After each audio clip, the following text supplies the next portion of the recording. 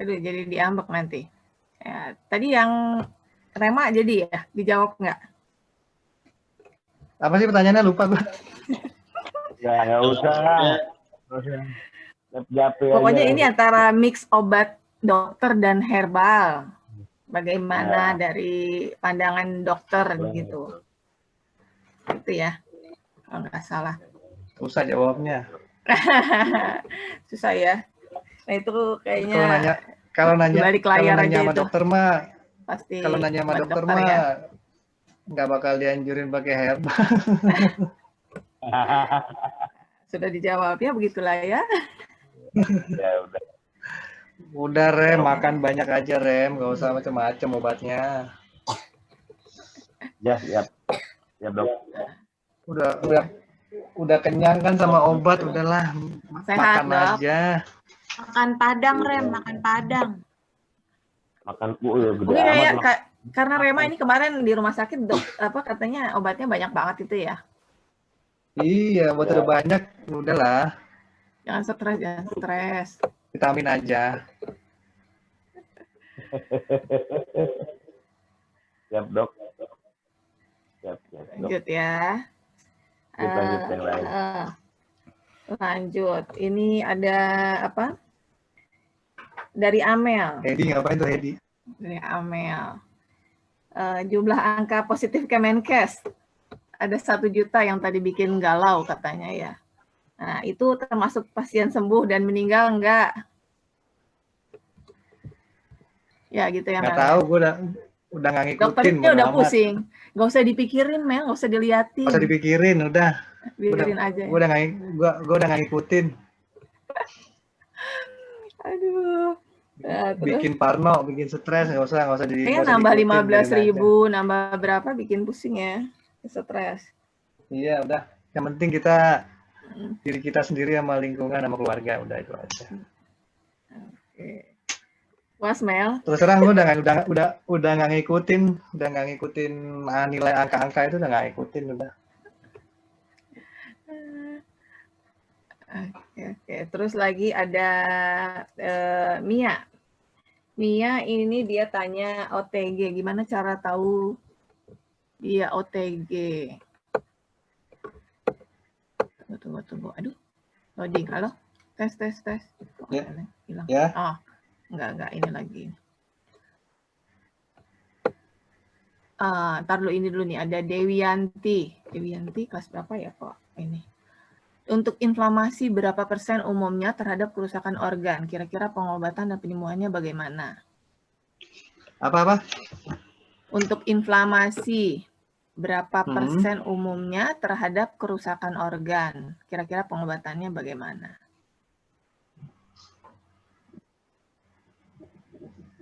Oke. Tadi yang sebelumnya apa Kia? Yang apa?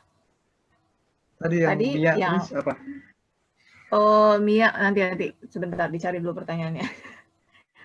Nah, ini yang Ita, ada Ita, hilang indera penciuman dan perasa, tapi dicek di puskesmas non-reaktif, tidak disarankan untuk swab.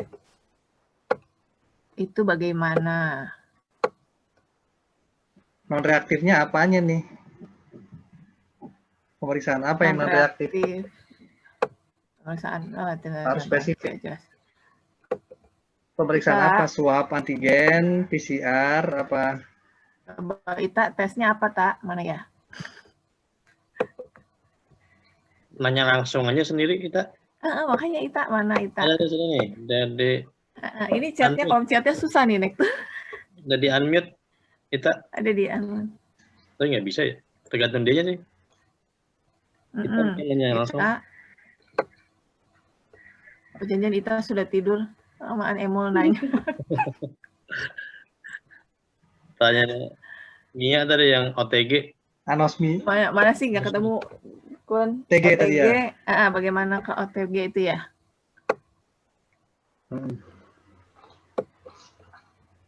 Oke. Gimana kita bisa tahu kita OTG gitu ya? Nggak ketemu ya. Maafkan. Itu tadi dulu aja. tadi ya. Oke. Inflamasi sama itu tadi ITA. ITA menunggu ITA deh. Kita tadi anosmia hilang perasa ya, tapi non reaktif gitu ya. Tapi non reaktif dan tidak disarankan untuk swab. Berarti dia belum swab. Berarti mungkin baru berarti bukan rapid swab kali kan ya. ini. Rapid kan, antigen, apa antibody berarti kan.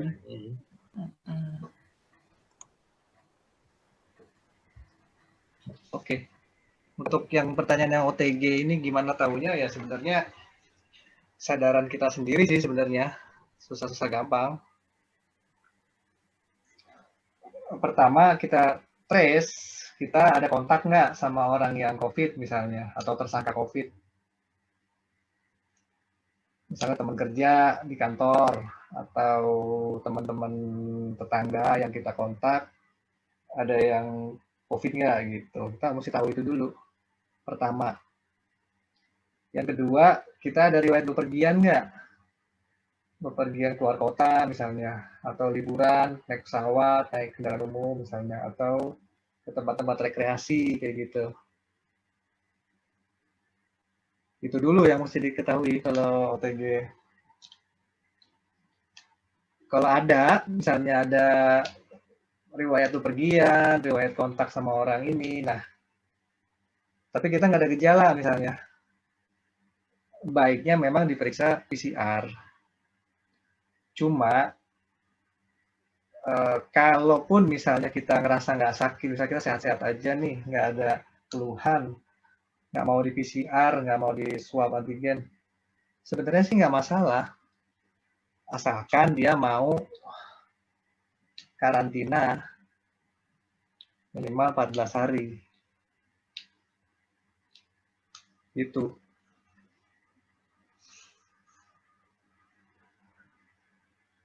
Cuma untuk tahunya gimana ya nggak susah kalau kita nggak periksa PCR. Salah-satunya cara ya harus cek PCR.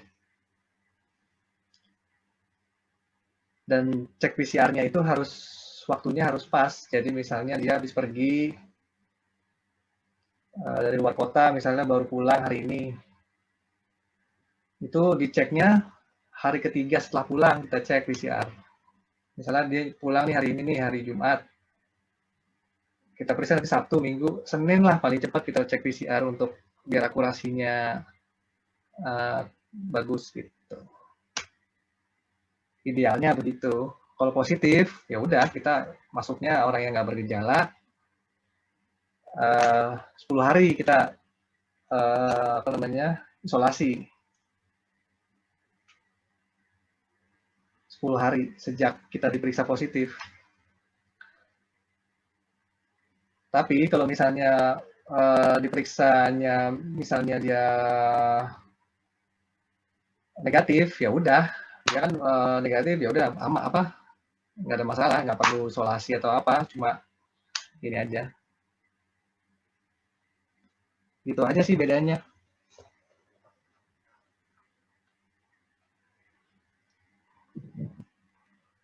Ngerti nggak?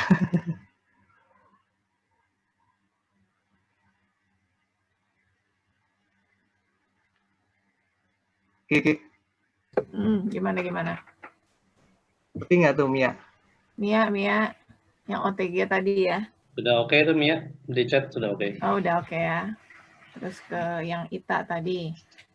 Jadi sebenarnya mau PCR atau enggak, mau PCR mau enggak pada pasien yang enggak bergejala itu adalah pilihan, gitu aja. Kan ada orang yang biar tenang, udahlah PCR aja saya biar tenang, biar nggak risiko nularin orang rumah, PCR aja. Ada juga yang nggak usah deh, gue isolasi aja, gue di rumah juga nggak ada siapa-siapa, ini ya itu juga nggak ada masalah. Yang penting itu aja bertanggung jawab.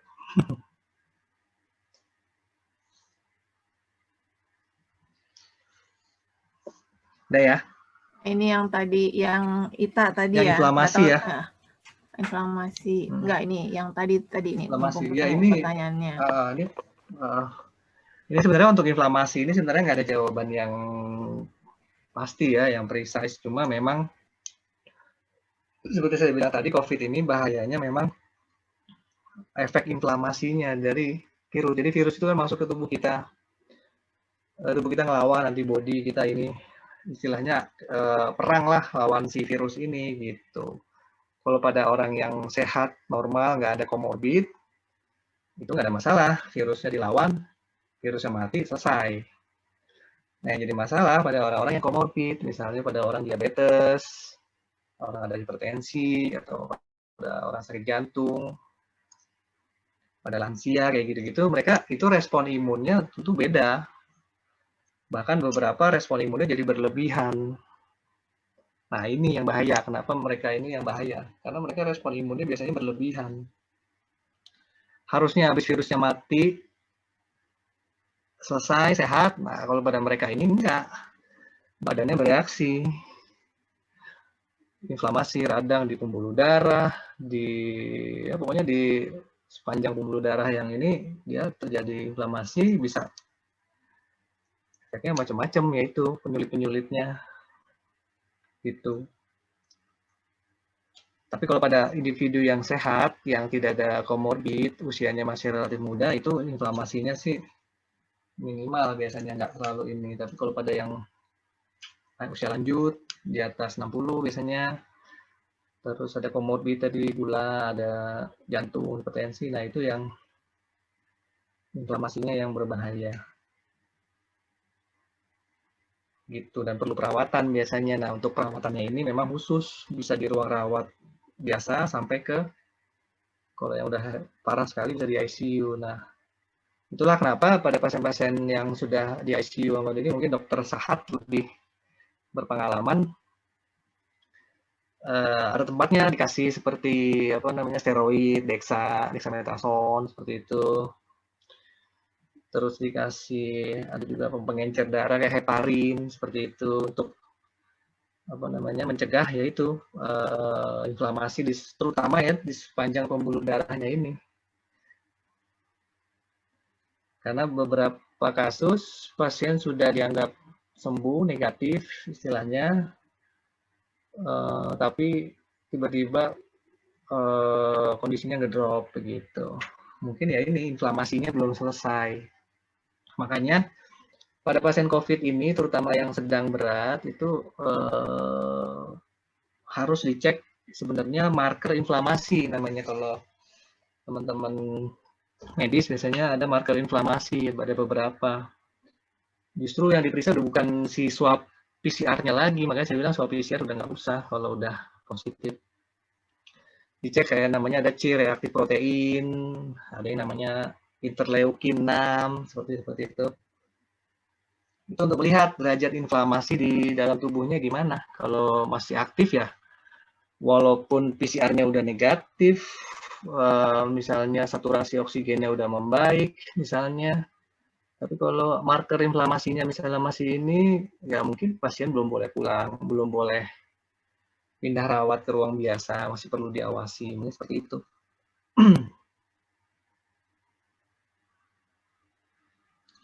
Jadi yang lebih bahaya justru inflamasi, post-inflamasinya ini.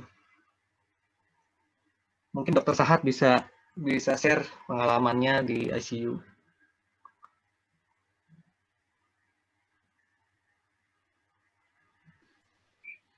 Boleh share dikit? Boleh, silakan. Ya, untuk inflamasi di pasien COVID, dari yang saya terima pasien-pasien di ICU, kayak kalau untuk pasien-pasien yang ringan sedang, mungkin Dr. Doli pengalaman lebih banyak, ratusan atau ribuan pasien. Tapi kalau saya pasien-pasien kritis yang saya terima, jadi endingnya sering nggak menggembirakan. Ya fase inflamasi yang terjadi itu yang memang sering kita khawatirkan gitu.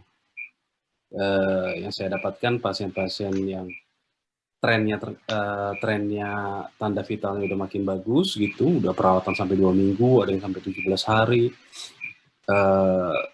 Kita berharap udah makin bagus gitu. Bahkan ada yang sampai PCR-nya udah negatif, ternyata proses inflamasi yang diakibatkan si virus itu masih berlangsung, masih berjalan. Dan salah satu efeknya adalah yang sering itu penggumpalan, namanya penggumpalan yang mikrotrombi namanya. Penggumpalan kecil-kecil baik di pembuluh darah, yang paling banyak itu pembuluh darah kapiler paru, itu yang bikin sering kita kalah. Jadi walaupun pakai ventilator kita sering kalah dari perjalanan penyakit pasien gitu. Jadi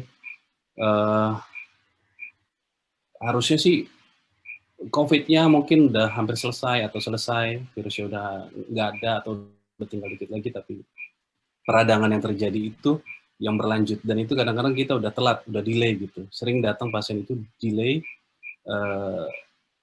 jadi kita nggak bisa, istilahnya kalau udah kebakaran tuh dalam satu gedung, kebakar udah hampir semua, hampir seluruh gedung. Jadi kalau kita memadamkan satu, di tempat lain masih lanjut kebakarannya, memadamkan satu lagi, tempat lain masih lanjut kebakarannya. Ya itu, dan itu nggak peduli golongan darah, nggak peduli usia, nggak peduli, mungkin yang agak unik sih gender ya. Kalau gender yang saya lihat untuk perempuan, wanita, itu dia lebih tahan.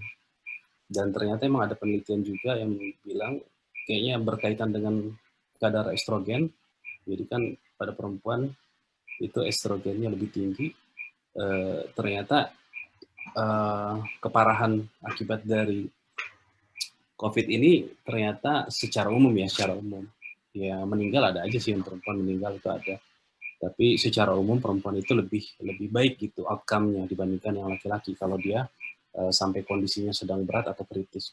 Saya ada pasien perempuan udah tua, pada komorbid, paru-parunya juga udah putih, tapi ternyata dia lolos dari ICU dan dia bisa bagus kondisinya dan pulang. Gitu. Jadi ada yang kabar baik untuk yang perempuan, secara umum ternyata lebih bersahabat COVID ini untuk yang perempuan. Alhamdulillah. Itu kali sedikit sharing dari saya.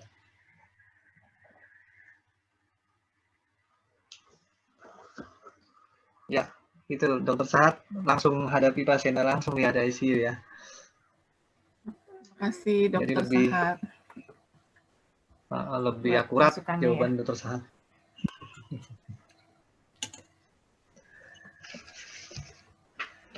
Jadi udah ya? Jelas ya, inflamasi ya. Jelas ya. Banyak tadi Terus ada tadi yang anosmia tadi ya. Hilang Itu penciuman, ya kalau indra perasa, dari dan keterangan batuk-batuk kita juga dari nih. Dari awal kita non reak kalau periksa ya jangan rapid antibody lah. Langsung di ini aja lah, langsung ya minimal swab antigen lah. Tapi kalau biasanya jadi kalau dia ke puskesmas terus, nah itu berarti ya puskesmasnya kudet. Puskesnya ini memang awalnya harus antigen gitu ya? Apa PCR? Kalau Iya, dalam kondisi harusnya. udah hilang indera penciuman, perasa, bukan iya. langsung PCR ya? Iya. Kalau bisa PCR, tapi kalau nggak memungkinkan swab antigen juga masih oke. Saya jangan rapid gitu ya? Jangan yang antibody, jangan yang antibody ya. Jadi ya harusnya sih enggak ya, harusnya puskesmas nggak begitu harusnya. Jadi harus minta, kalau kemarin sih pengalaman teman kayak gitu, hilang indera perasa, penciuman, tapi nggak ada yang lain gitu ya, memang langsung di schedule PCR gitu. Atau mungkin puskesmas dikasih ininya sedikit, kuotanya mungkin ya. Dan jadi udah mungkin berlebih mungkin ya. Dipilih mungkin yang gejalanya ringan sedang mungkin. Kan kalau nggak bisa menghidu sama hilang perasa kan nggak ada buktinya, istilahnya cuma keluhan subjektif kan, sebenarnya nggak bisa dinilai sama dokter sama perawat kan, jadinya mungkin. Tapi ada batuk-batuk tuh. Belum perlu gitu. Mungkin menurut saya sih itu mungkin ketersediaan kitnya mungkin ya. Mungkin di puskesmasnya dibatasi, jadi diseleksi yang benar-benar ini. Tapi kalau memang, ini pertanyaannya siapa tadi? Ita. Siapa? Ita Mungkin kalau kondisinya begitu, gejala tunggal anosmia, hilang perasa, nggak ada gejala lain, ya kita ambil ininya aja, ambil kemungkinan terburuk aja, mungkin memang COVID gitu. Jadi kalau dia nggak mau periksa mandiri ya, maksud saya, anggap aja COVID gitu. Jadi apa namanya, anosmia ini jadi dianggap gejala ringan. Dengan gejala ringan ini 13 hari 14 hari nggak ada keluhan sih aman. Udah nggak, jadi harus isolasi sebenarnya dia nih, karantina mandiri aja di rumah. Nanti dilihat sampai hari ke-10 misalnya, atau sebelum hari ke-10 misalnya hari ke-6, hari ke-7 udah balik penciumannya, misalnya indera perasanya udah balik, nggak ada keluhan tambahan lain, nggak masalah, tetap isolasi atau karantinanya diterusin sampai hari ke-13. Walaupun hari ke-5 atau hari ke-6 misalnya udah hilang ininya, tetap itu walaupun dia udah nggak bergejala, tapi berdasarkan penelitian dia masih bisa menularkan virusnya gitu. Nanti setelah hari ke-13, hari ke-14 baru dia udah tidak menularkan lagi, biasanya begitu. Tapi kalau misalnya memang penasaran, misalnya mau tahu, ya periksa mandiri boleh. Periksa swab antigen. Atau PCR. Mungkin itu, Ki. Oke. Lanjut kah? Dikit lagi ya. Ini ada tadi pertanyaan apa? Lagian sih ngajakinnya malam-malam, kenapa nggak Sabtu pagi atau Minggu pagi gitu? Atau gimana itunya negonya sama host? Penuh apa yang lainnya kalau pagi kayaknya bisa. Yang sebelumnya malah Sabtu aja, Sabtu siang atau Minggu siang gitu kan enak, santai. Gitu, kayaknya minta nambah itu. Diskusi nambah. Enggak. Sabtu Minggu pada goes. Malam-malam Ada goes. ya biasanya rame Jumat malam. malam-malam ibu-ibunya Ngelonin ya. ngelonin anaknya gitu. Ini belum pada tidur di sini anak-anaknya. Tidur. Nah ini ada pertanyaan dari Amel. Ada virus Nipah di Malaysia. Di Indonesia udah ada kasus apa belum? Oke. Lalu ada Lenceng nih Amel. Amel ya. Lenceng nih pertanyaannya. Lalu ada tadi pertanyaan. Orang lagi ngomongin COVID. Takut ini Amel. Lagi ngomongin COVID, ngomongin virus lain. COVID aja udah pusing. Tadi dia pusing ngurusin berapa? 1 juta. Terus, Ini Amel biar dapat door prize kayaknya nanya nih. lalu tadi ada pertanyaan di atas tadi ada Ira. Oh ini sama lah herbal dan obat-obatan versus itu japri aja, Ra. Nah, terus ada tadi ada emu lagi efektivitas gangling apa tuh ya pertanyaannya? Apa? Efektivitas gangling dan cuci hidung biar kalau di PCR bisa langsung negatif setelah isoman 14 hari. Gargling. Oh, Gangling. Kumur. Ah, bahasa Kumur ya. Cuci hidung. Dia bilang cuci hidung. Biar kalau di PCR. Gargling mah kumur. Iya, gargling pakai gargling dan kumur-kumur. Gargling tuh yang masukin di tenggorokan gluk-gluk gitu, gargling. Coba mau dipraktekkan. Emang bisa ya langsung negatif? Ya enggak, katanya bisa begitu. Masa tadi menanyanya udah banyak, masih ada yang nyelip aja. Nah, terus itu nanya duluan, tapi belum dibaca. Belum dibaca tuh ini ya. Terus ada lagi. Yang Amel dulu deh, yang Amel. Virus Nipah, ya. Jadi virus Nipah itu dia menularnya dari babi ke babi, kelawar ke babi, babi ke manusia. Tapi dari manusia ke manusia belum ditemukan. Gitu. Jadi selama kita nggak bergaul sama babi, aman.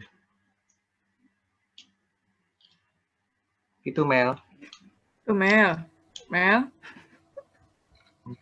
Jadi dia belum terbukti ya penularan dari manusia ke manusia. Jadi belum ini, belum menjadi apa ya? Belum menjadi concern.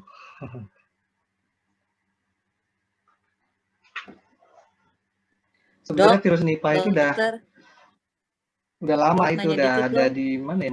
Malaysia apa di mana ya? Sebenarnya udah lama, cuma ini aja.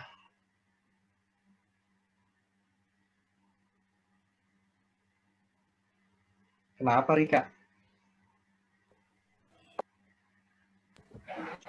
Nanya dikit, kalau dari babi ke manusia, dia penularannya gimana? Jadi kalau orang makan babi gitu rawan nggak? Biar yang pada makan babi pada aware juga maksudnya. Jangan nambah-nambahin penyakit. Oke. Iya, kalau jangan pada makan nggak mateng. Kalau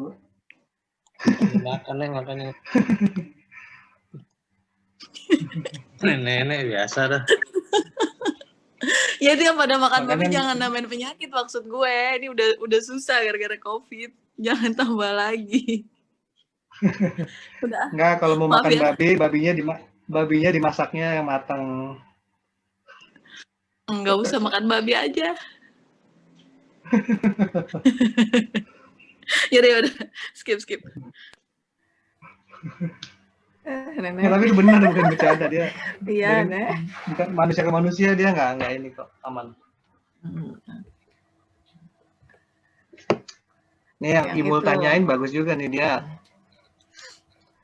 gargling, kumur-kumur, sama ada juga tuh orang yang apa semprot-semprot hidung, ada juga tuh pakai betadine lah, ada yang pakai kayu putih lah, apalah itu kan.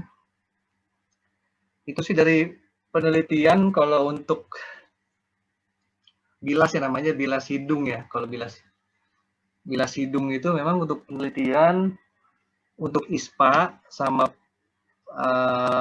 virus apa namanya, virus SARS katanya sih berguna katanya buat mengurangi resiko. Tapi untuk COVID belum ada penelitiannya.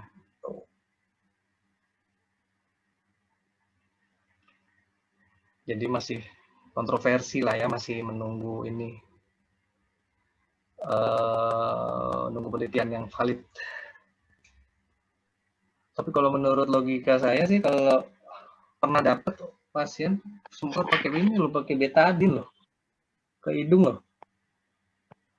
Logika aja sih, betadine itu kan iritatif ya, iritasi ya, maksudnya bukannya bersih malah nimbulin iritasi, malah jadi gampang infeksi bukannya kalau iritasi. Jadi itu bilas hidung itu pakai cairan larutan garam hipertonik katanya. Kalau pakai kayak infus gitu loh, Dok.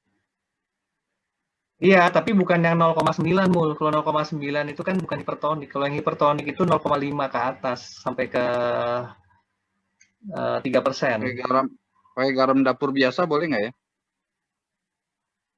Asal bisa nyampurnya sih boleh aja. Anak kimia mungkin bisa. Di Tokopedia ada yang jual kayak gini nih, katanya buat cuci hidung. Nggak tahu juga. Nyobain sih. Iya, pokoknya hipertonik dia. Prinsipnya dia larutan garam hipertonik. Kalau yang gue baca sih 0,5%. Kalau NaCl infus itu kan 0,9 tuh yang warna oranye yang biasa. Itu nggak hipertonik yang buat infus. Jadi yang buat infus yang biasa yang warna oranye tuh. Sama ini pakai ini nih buat hipertonik, buat nyemprotnya. Iya. Tapi ya itu juga belum ada penelitian di COVID, itu baru ISPA sama virus SARS kalau nggak salah saya baca. Gitu Mul. Kalau kumur-kumur sih terus terang gue belum nemu kepustakaannya ya. Enggak, soalnya kan banyak yang katanya setelah isolasi mandiri 14 hari atau setelah 14 hari pas lagi di swab di PCR ulang kan masih positif terus gitu. Ada yang sampai sebulan, ada yang sampai 40 hari. Nah, itu apakah karena kemungkinan si cangkang virusnya masih nempel di rongga hidung yang tempat ngambil sampel buat swabnya, dan di tenggorokan, jadi mungkin apakah mungkin bisa dihilangkan dengan gargling sama cuci hidung itu supaya Iya, pas jadi lagi di kalau kayak PCR gitu mah lagi jatuhnya untuk jadi kayak, kepentingan ngantor bisa negatif gitu. nah itu, jadi ujung-ujungnya kan jadi kayak ngakalin kan, kasarnya ya, kasarnya jadi kayak mengakali gitu ya Mul. Soalnya yang tadi gue cerita itu kakak gue yang di Semarang, itu juga dia sebelum PCR segala macem dicolok-colok hidungnya pakai minyak kayu putih lah, sampai berapa kali terus minum minyak kayu putih. Jadi kesannya pas lagi di PCR dia negatif ternyata hasilnya, padahal di CT scan paru udah putih, udah kelihatan. Dokternya juga udah bilang ini gejala COVID, cuman ya mungkin ya gitu kali ya, jadinya kayak kesan ngakalin ya. Iya, kayak ngakalin Mul. Sebenarnya virusnya mah ada, masih mungkin ya. Jadi ngakalin ya. Sebenarnya tergantung operator yang nge-swab juga kalau kondisi begitu. Makanya saya bilang tadi ada namanya false negatif. Jadi dari 100 orang kemungkinan dia hasilnya negatif, padahal dia sebenarnya positif nih. Tapi hasilnya negatif itu bervariasi dari 2 sampai 28 orang.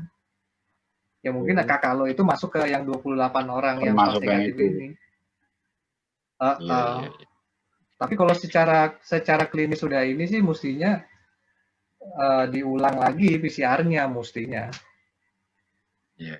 Sama kayak teman kantornya Doti, teman gue juga sama gitu. Tapi dokternya udah langsung bilang, kamu mah ini udah pasti positif, orang istri kamu positif, ibu kamu positif, dan gejalanya sama persis. Akhirnya udah dia tetap isolasi mandiri aja.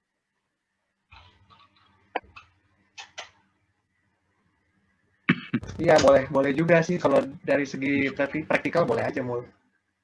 Iya. Ya udahlah, namanya dicoba. Ikhtiar. Itu Amel nanya ada-ada aja lu Mel.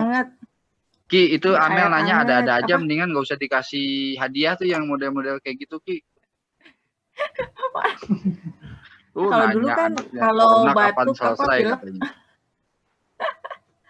pakein air hangat dan garam. Mel, itu tiduran enak mendingan Mel lah. Mana sih Amel? Ada lagi nih. Tadi pertanyaan lakinya, terus pertanyaan Amelnya, nih pertanyaan anaknya.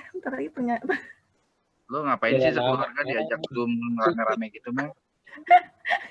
Kayak Emul sekeluarga. Aduh, nih ada yang belum. Tadi udah semua ya yang barusan ya? Ada kayaknya kita yang sudah PCR terakhir tanggal 23, dihitung dari tanggal 9, sudah isolasi 14 hari. Perlukah? Nggak perlu Rem, kalau udah nggak ada gejala Rem.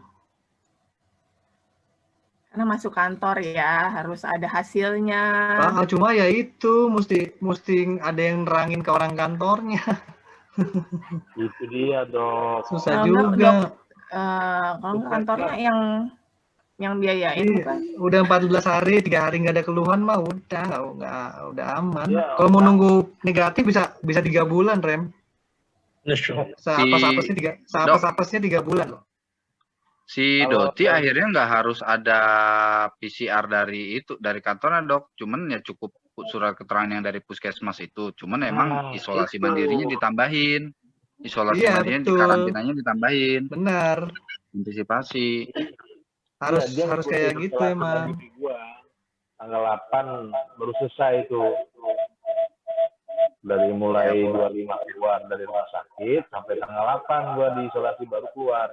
Itu bisa ngikutin. Si Dewi kan sama-sama di Permata dok. Si Doti tadi juga akhirnya ditelepon sama dokter Permatanya, dibilang gitu, udah kamu nggak usah PCR lagi, tapi ya tetap harus tambah isolasi mandiri di rumah. Udah kucel. Itu surat dari keterangan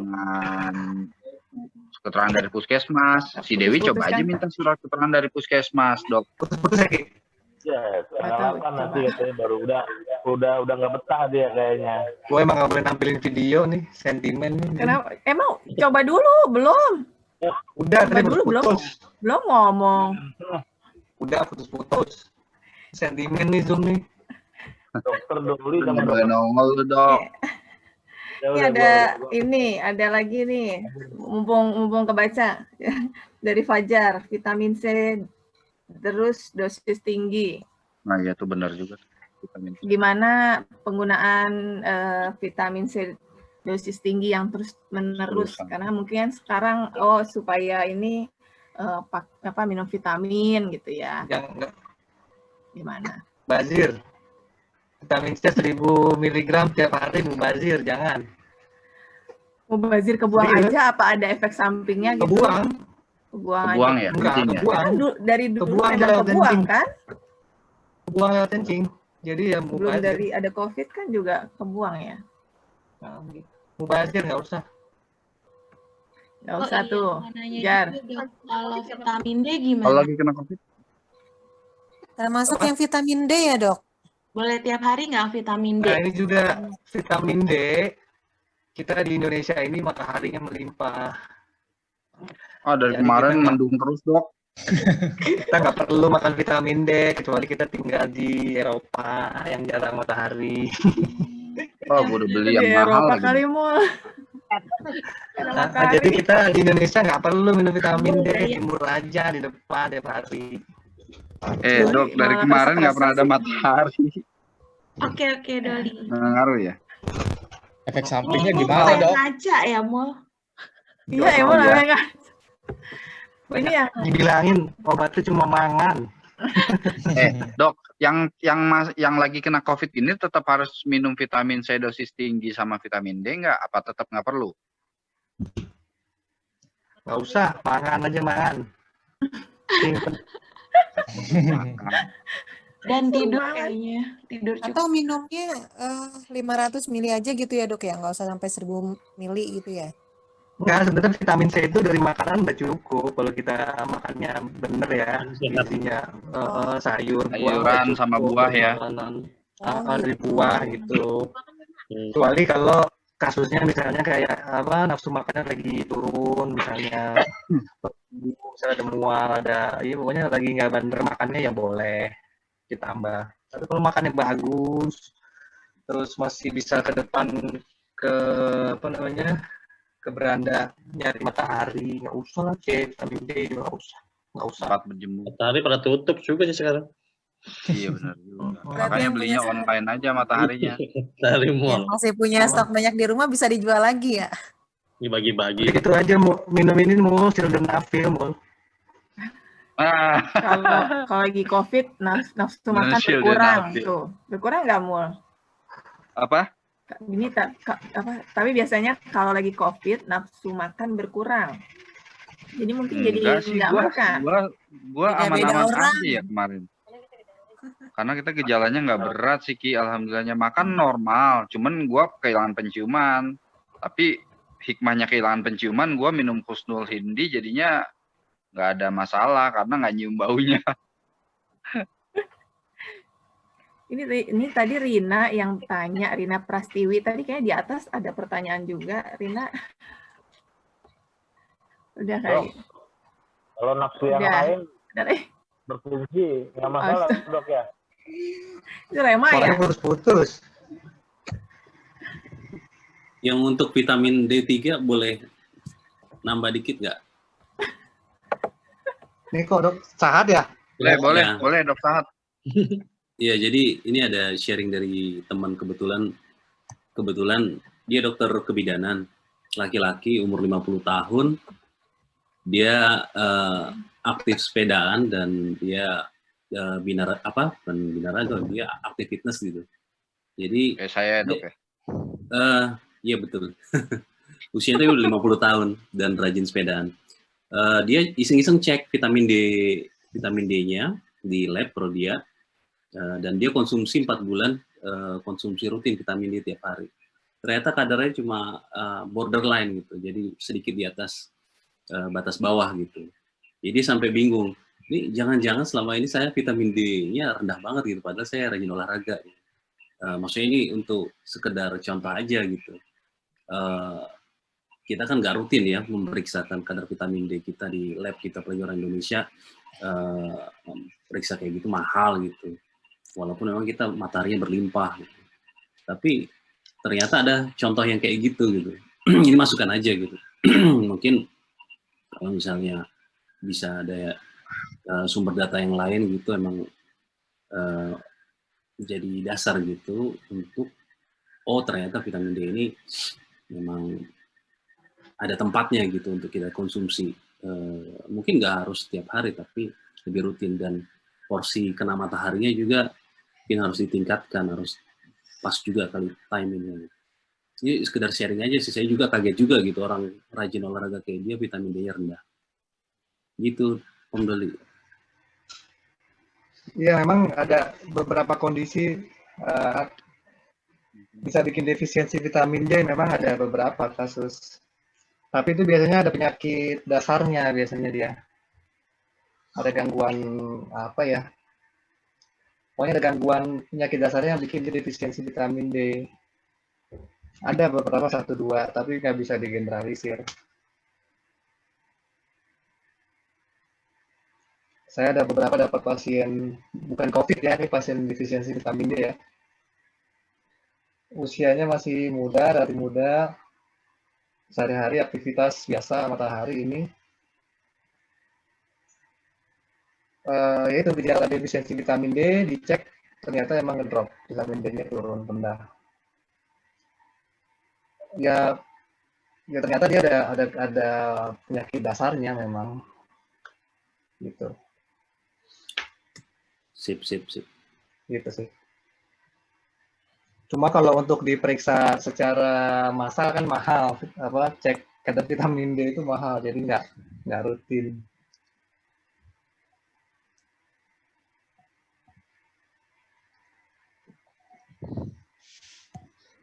Dan menurut penelitian juga vitamin D nggak secara langsung dia membantu mencegah COVID, mungkin terhadap imun mungkin bisa, tapi secara langsung terhadap COVID sih enggak.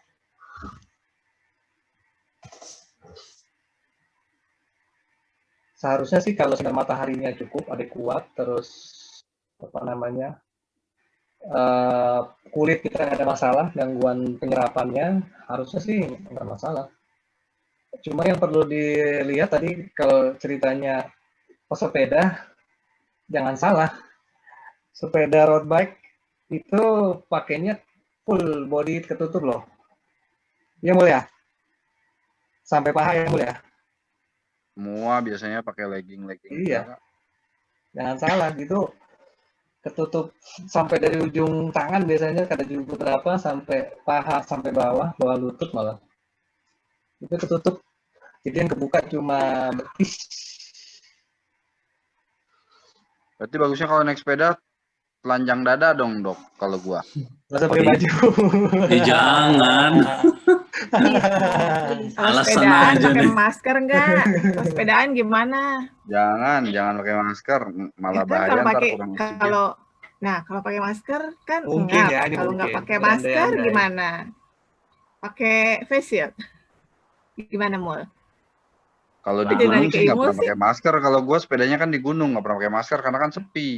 Tapi kalau pas lagi ke Iya. JPG, misalnya jalan di jalan raya, pakai masker. Tapi begitu masuk treknya yang Iya, udah betul. masuk ke trek-trek yang belusukan Betul, itu kan betul. lebih sepi tuh, di dalam kebun-kebunnya udah dibuka masker karena di situ butuh oksigen banyak malahan. Malah takut ngap. Iya, Tapi betul. berarti nggak perlu pakai face shield gitu ya? Justru apa? Enggak, Gue kalau juga nggak pakai helm full nggak- face aja yang ada kacanya. hiking ke mana tuh kemarin, ke Sentul juga, kalau nggak ketemu orang nggak pakai masker. Iya. Kalau ketemu orang baru kita pakai masker gitu. Oh, Ya, jadi fleksibel aja ini sih. aja ya, pas lagi Sepi rame kan kalau kita gitu hiking ya. kan sepi. Oh. Kalau di Kalau main sepeda kota, di gunung paling kalau pas lagi loading, pas lagi naik di bakter gitu baru pakai masker karena kan ngobrol. Tapi begitu di dalam trek dibuka karena kalau pakai masker malah takut kurang oksigen karena lagi butuh banyak oksigen olahraga gitu kan. Iya, apalagi kalau naik sepeda gunung kan pakai jarak ya mulia, nggak mepet kan. Ya, enggak, beda sama kayak road bike. Kalau road bike kan semua nempel-nempel tuh. Kalau Kalau gunung apalagi downhill nggak mungkin deket-deket, nyungsep bareng-bareng. malah bahaya. Depan jatuh semua. Pasti dijarak. Iya. Dokter Doli kayak banget. Sering naik sepeda gunung ya, Dokter Doli ya? Pengalaman. Alumni. Udah lulus dia. Udah lulus ya. Veteran. Dokter Doli prakteknya di RCM. Iya, Putri. Oh, oke. Kenal dokter Rina nggak? Rinawati. Siapa? Dokter Siapa? Rinawati. Spesialis apa ya? Dokter Rinawati anak. Linawati. Dosen. Dokter Rinawati, dokternya. Mungkin kalau lihat muka tahu kali ya. Iya. Yang jelas dokter Doli kenal sama dokter Sahat pasti. Oh iya, sekalian mau tanya deh, Boleh. Dokter Doli. Ini kebetulan kan anakku itu seharusnya bulan Mei yang lalu kan kontrol ke dokter jantung. Untuk kontrol setahun setengah ya, per setahun setengah. Cuma karena pandemi, jadi belum kontrol. Kan kontrolnya itu kan ke Jantungnya kenapa? Waktu itu bypass, bocor di apa ya namanya ya? Bocor di pembuangan darah kotor jantung dengan apa? Paru-paru. Gitu. Pokoknya udah operasi lah, alhamdulillah itu ya, udah operasi. Itu ya septum apa? Atria ASD ya? Iya. Bukan ASD. Apa sih? Saya lupa itunya. Ya udah operasi sih. Tapi kan ini lagi kontrol 1 tahun setengah. Nah, jatuh temponya itu kan Mei kemarin itu. Cuma saya mau nanya ke dokternya, nggak punya nomor kontak dokternya gitu. Jadi tapi kata suami udahlah nggak apa-apa, nggak ada keluhan apa-apa ini gitu. Cuma kan masih ada rasa khawatir gitu ya. Itu gimana ya? Umurnya berapa sekarang? Sekarang umurnya 14 tahun. Jalan 15 Waktu operasi umur berapa? Operasi itu umur 9 tahun ya, kelas 3 SD. Oh, udah operasi lama. Kelas 3 SD, sekarang udah lama, sekarang kelas 3 SMP. Tuh. Bypass ya? Iya, betul. Sekarang ada keluhan nggak? Sampai saat ini sih alhamdulillah nggak ada keluhan. Ada minum obat yang rutin nggak? Nggak. Udah lama lepas obat semenjak kondisinya sudah membaik, obatnya udah nggak diminum lagi. Cuma diminta untuk masih kontrol itu. Biasanya sih kalau udah ini sih aman sih biasanya ya, umumnya ya. Oh gitu ya. Apalagi bypass. Erna, kalau kontrolnya di mana Erna? Di PJT-RSCM. PJT-RSCM. Oh, di PJT sama dokter siapa? Iya, awalnya sama dokter Piprim. Cuma karena pas udah balik, anakku malu kan anakku perempuan, minta dokter yang cewek. Terus berikutnya sama dokter, aduh lupa namanya, dari F tuh. Febri apa ya? Apa namanya tuh? Soalnya baru bukan sekali dokter. sama dokter yang perempuan itu gitu. Erna, sorry, gue nyela. Kalau punya kontak dokternya nggak? Kalau yang perempuan itu aku nggak punya nomor kontaknya. Kalau yang dokter Piprim pernah punya, cuma nggak tahu deh suami masih nyimpen nggak kontaknya. Cuma suami mau nanya ke dokter Piprim juga nggak enak gitu karena kan udah pindah dokter. Nanya aja Erna. Bisa ya. langsung ke kliniknya juga. Kliniknya kan ada dia. Oh, ke ini ya, ke rumah vaksin. Tanya aja langsung. Iya, dia sering melayani pasien jantungnya di sana. Dia punya aja, ECHO juga. Dia kan tahu riwayatnya. Oh iya, memang awal pertama harus operasi itu ya ke dokter Piprim itu.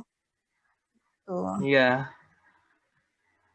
Coba kalau ke dokter Piprim deh, mestinya sih dia terima ya harusnya ya. Soalnya kan ada riwayat ininya dia tahu lah.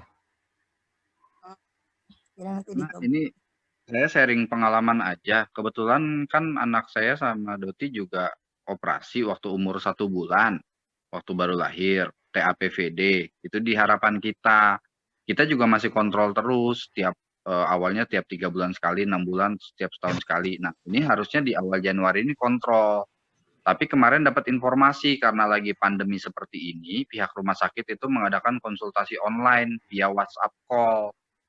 Baru aja hari Kamis kemarin kita konsultasi orang online via WhatsApp call itu sama dokter Oh yang berarti, menangani oh berarti operasinya. aku ini kali ya telepon ke PJT-nya dulu kali ya. Karena coba telepon ke RSCM Iya, atau enggak telepon ke kantor PJT. atau call centernya RSCM, cari tahu apakah di situ melayani konsultasi online. Karena lagi pandemi gini sekarang kayaknya hampir semua rumah sakit melayani konsultasi online deh via video call.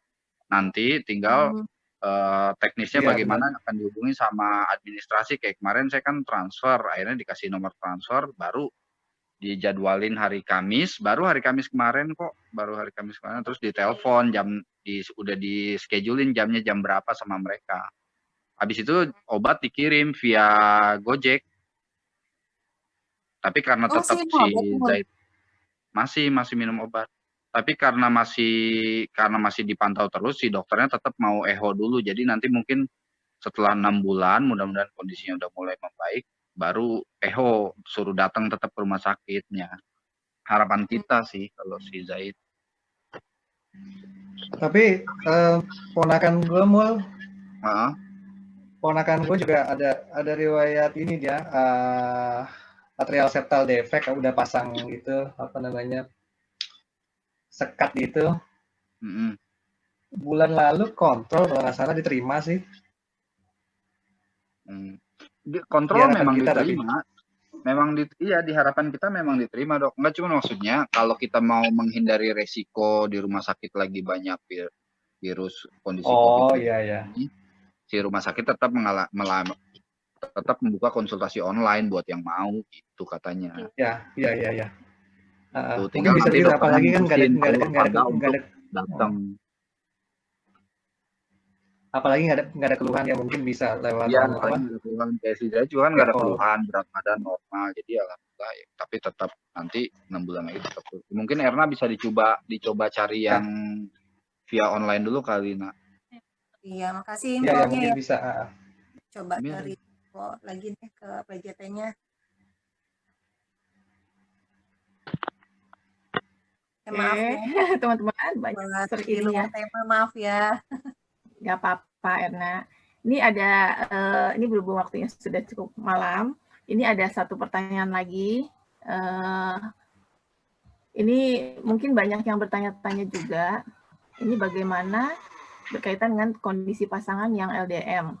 Bila pasangan pulang ke rumah, bagaimana protapnya? Apa beliau isman dulu, PCR dulu seperti yang dianjurkan tadi, atau bagaimana?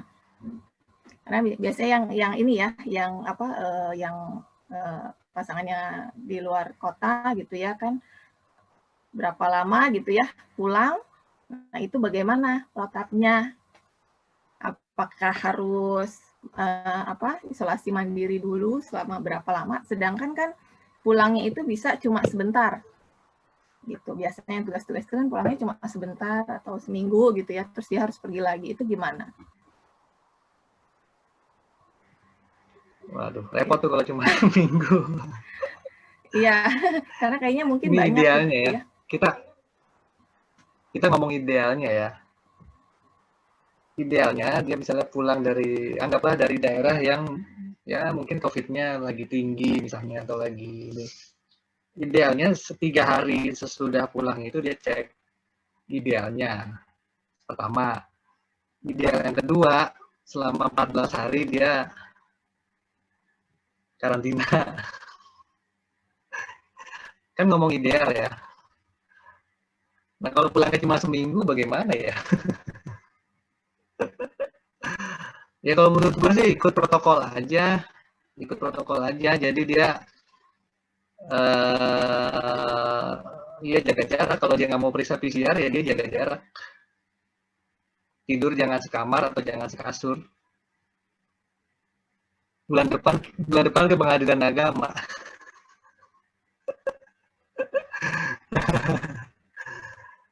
Gitu, jadi mungkin dia jangan sekamar, dia pakai masker gitu kalau ini. Dan tapi kalau mau amannya ya di PCR hari ketiga. Justru PCR-nya tuh pas datang ya. Tadi kalau baca di Enggak. slide-nya, enggak, maksudnya pas, jadi PCR-nya tuh bukan pas dia berangkat dari sana PCR, begitu nyampe sini, oh sudah, kan kemarin gitu ya, Enggak. ceritanya kalau mau berpergian baru Enggak. tes gitu. Ini justru tadi kalau yang slide tadi, Enggak. nyampe dulu berapa 3 hari, sampai 5 hari. 3 sampai 5 hari baru dia PCR. Jadi selama PCR, selama 3 Ya. sampai 5 hari itu isoman dulu berarti ya? Bukan isoman, Iya, apa sih? betul. Karantina Iya, ya? Apa kalau baru datang itu? Iya. Karantina mandiri gitu ya? Iya, betul. Berat juga ya. Jauh-jauh. Gitu. Iya. Siapa tuh, Ki? Ada yang bertanya, jangan ini, off the record. Orang pribadi ya? Bukan. Aduh. Ya, oke, terus ada lagi, ini kayak sudah malam, minta tips untuk isolasi mandiri. Isolasi mandiri untuk yang di rumah gitu ya, Dol. Gimana untuk teman-teman? Ini kan banyak dari teman-teman kita yang memang sudah positif, kemudian sedang isolasi mandiri, kemudian ada yang di rumah sakit gitu ya, ada yang keluarganya pun sedang ada yang positif gitu. Ini gimana tipsnya untuk isolasi mandiri di rumah gitu? Itu aja mungkin. Iya, pokoknya kalau isolasi mandiri pasiennya misalnya sudah positif, itu memang idealnya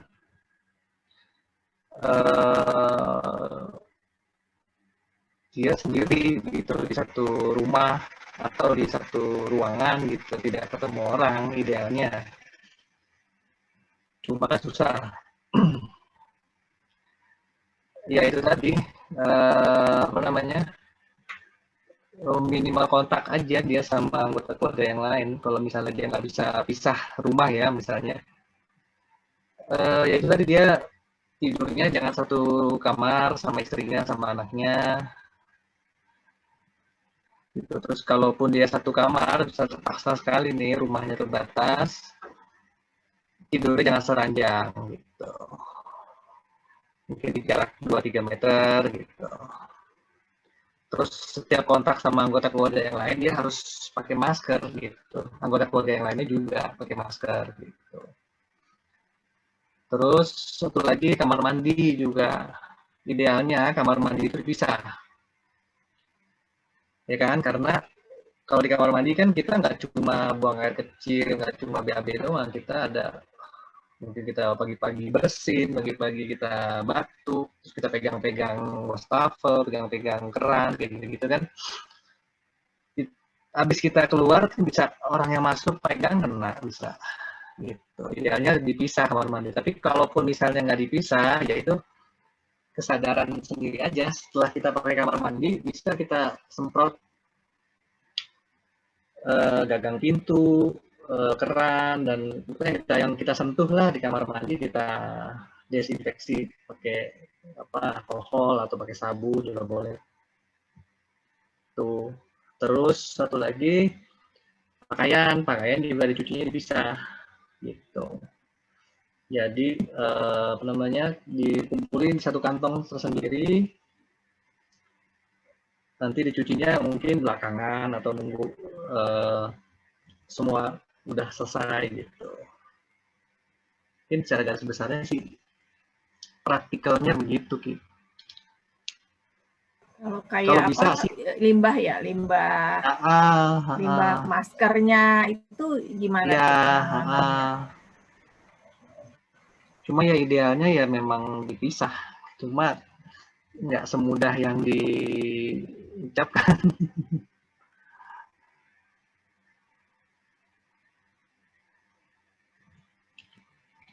Iya, mungkin itu aja. Oke.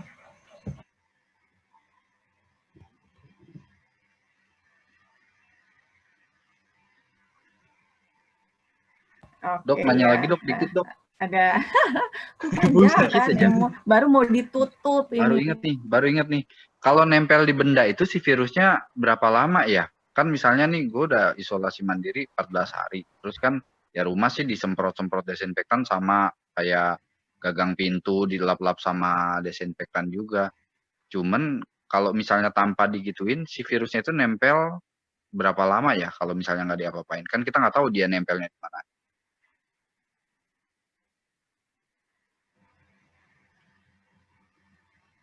Iya, itu memang isu dari awal COVID ini ya, ada macam-macam, ada yang bilang 1 kali 24 jam, ada yang bilang 2 kali 24 jam. Sebenarnya tergantung penelitiannya di mana, cuma memang dia bervariasi sih kalau yang gue baca. Amannya ya di desinfeksi aja, jadi disemprot-semprot aja.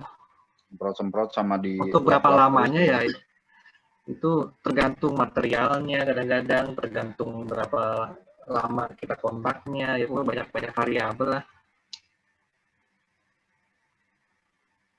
Oke. Beda-beda. Oke, sudah teman-teman? Sudah puas bertanya-tanyanya? Oke, berhubung sudah jam 11.24. Masya Allah. Sudah. Nggak berasa ya. Sudah Ya Allah. sebentar lagi Cinderella berubah jadi upik abu. Besok ketemu lagi ya, Ki? Iya, besok kita absen lagi, besok pagi sama Putri, sama Rani, sama Erna. Oh, Rani. Iya, terima kasih untuk Dokter Doli. Ya, sharingnya yang sangat bermanfaat. Mantap. Dokter Sahat juga terima kasih buat tambahan-tambahannya. Om Sobirin, makasih. Sobirinnya udah tidur kan? Udah tidur. Ya, sama-sama. Makasih Kiki, Arif. Terima kasih Doli. Makasih buat teman-teman yang di jilid 2-nya, Bun. Jilid 2, Dokter Doli minta ada jilid 2. Edisi Kalau siang. ngadain lagi besok jangan malam-malam deh, paling siang-siang aja. Oh, siap. Pagi ngurus BDR anak-anak. Ngantuk.